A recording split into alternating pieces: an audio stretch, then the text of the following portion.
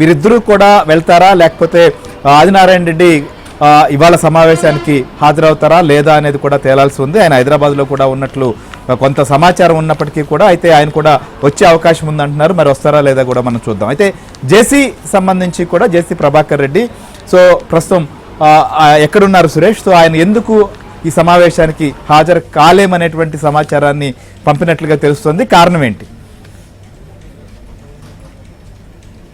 తాడిపత్రి మాజీ ఎమ్మెల్యే జేసీ ప్రభాకర్ రెడ్డి విజయవాడకు వెళ్లే అవకాశం లేనట్లుగా కూడా జేసీ వర్గీయుల నుంచి తెలుస్తుంది.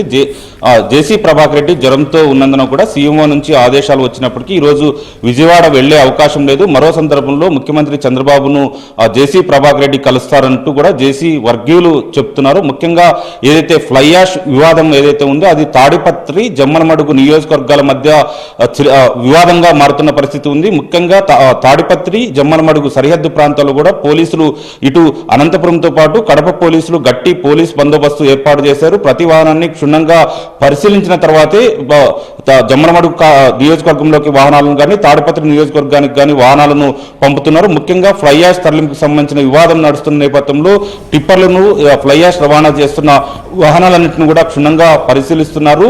ఏదైతే ఫ్లై యాష్ లోడింగ్ కి వెళ్లిన జేసీ వర్గీయులకు చెందిన 5 వాహనాలు ఫ్లై యాష్ లోడింగ్ కోసం వెళ్ళాయి.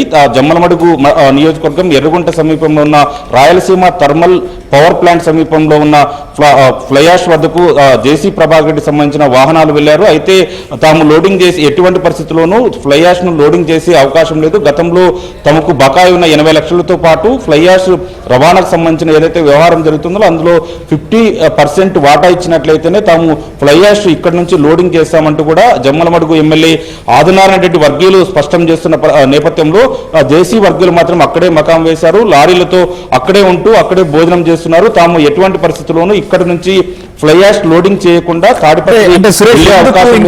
ఒకవేళ లోడ్ చేయకపోతే ఖాళీ లారీలను అక్కడే ఎందుకు ఉంచాల్సినటువంటి పరిస్థితి వచ్చింది. సో జేసీ వర్గీయులు దీనిపైన ఎలా రియాక్ట్ అవుతున్నారు? జేసీ వర్గీయులు మాత్రం జరిగిన ఘటనపైన తీవ్రంగా పరిగణిస్తున్నారు. ఏదైతే తాడిపత్రికి తరచుగా జమ్మలమడుగు ఎమ్మెల్యే ఆదినారాయణకి సంబంధించిన వాహనాలు వస్తున్నప్పటికీ తాము ఎంత మాత్రం అభ్యంతరం పెట్టడం లేదు. ఇసుకతో పాటు మట్టి తరలింపు సంబంధించి జమ్మలమడుగు సమీప ఏదైతే తాడిపత్రి జమ్మలమడుగు నియోజకవర్గాలు పక్కపక్కనే ఉన్నందున ఇటు ఇసుక మట్టి తరలింపు సంబంధించిన వాహనాలు వస్తుంటాయి. ఇక్కడి నుంచి లోడింగ్ చేసుకుని వెళ్తున్నప్పటికీ తాము ఎంత మాత్రం అభ్యంతరం పెట్టడం లేదు. అయితే ఎర్రగుంటలో ఉంటున్న ఫ్లై యాష్ ను తాము లోడింగ్ చేసుకుని వస్తుంటే ఈ తరహాలో ఆదినారాయణ రెడ్డి వర్గీయులు అడ్డుపడడం పైన జేసీ వర్గీయులు తీవ్రంగా మండిపడుతున్నారు. తాము ఎటువంటి పరిస్థితుల్లోనూ ఇక్కడ నుంచి లోడింగ్ చేయకుండా తాడిపత్రి వెళ్లేది లేదు, ఫ్లై యాష్ తీసుకుని వెళ్తామంటూ కూడా అక్కడే మకాం వేశారు.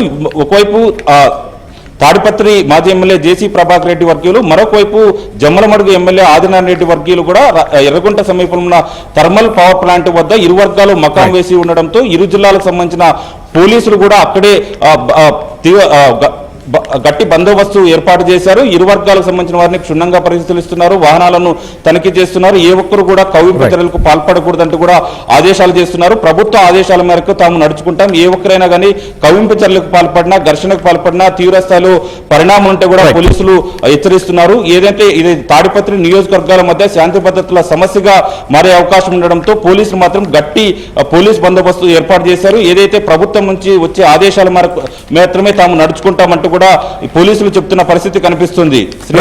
సురేష్ చూద్దాం, ఇద్దరు నాయకులు మాత్రం తగ్గేదే లేదని ఎవరికి వారుగా అక్కడ ప్రస్తుతం పరిస్థితిని మరింత ఉద్రిక్తతను రాజేస్తున్న పరిస్థితులు మనకు కనిపిస్తున్నాయి. సో ఈ నేపథ్యంలో ప్రభుత్వం పెద్దలు దీనిపైన ఏ రకంగా ఆదేశాలు ఇవ్వబోతున్నారో కూడా మనం చూసి